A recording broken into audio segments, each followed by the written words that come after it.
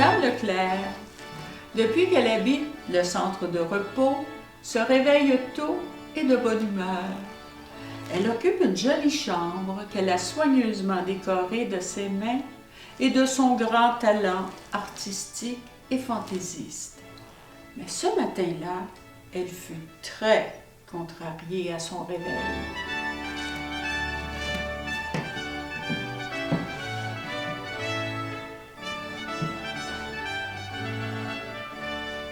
Mais qui êtes-vous?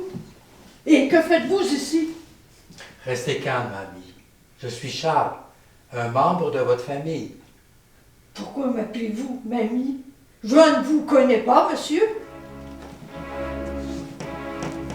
La vieille dame observa l'homme et le soupçonna d'être un vieux sénile égaré. Elle quitte son lit et lui dit: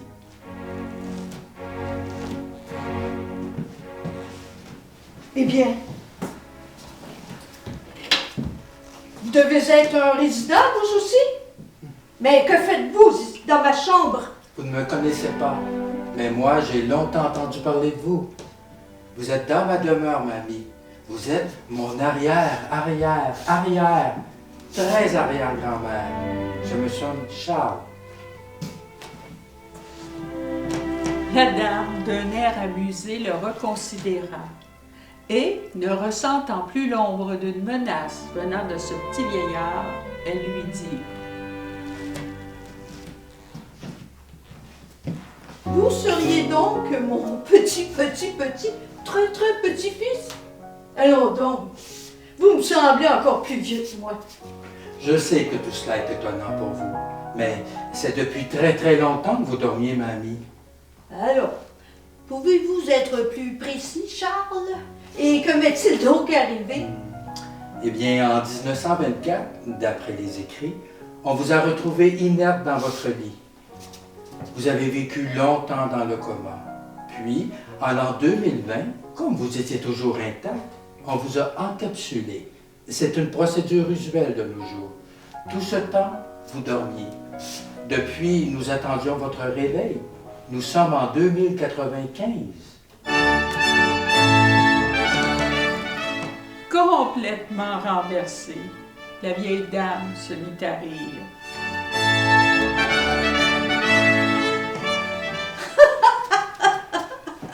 Me voici donc en 2095.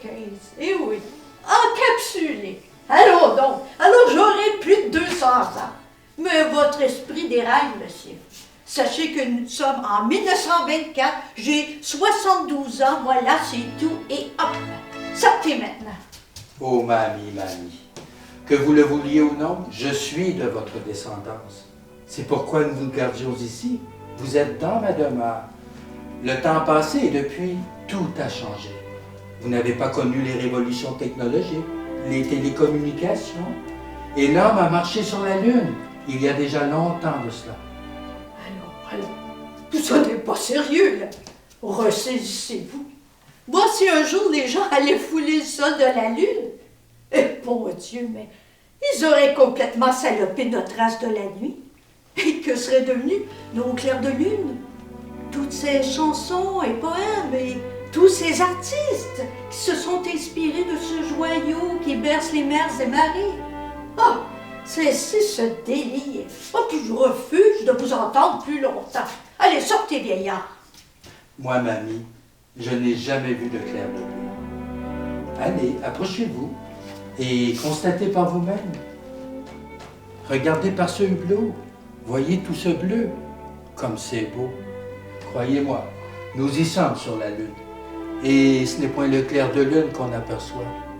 Regardez, c'est le clair de terre.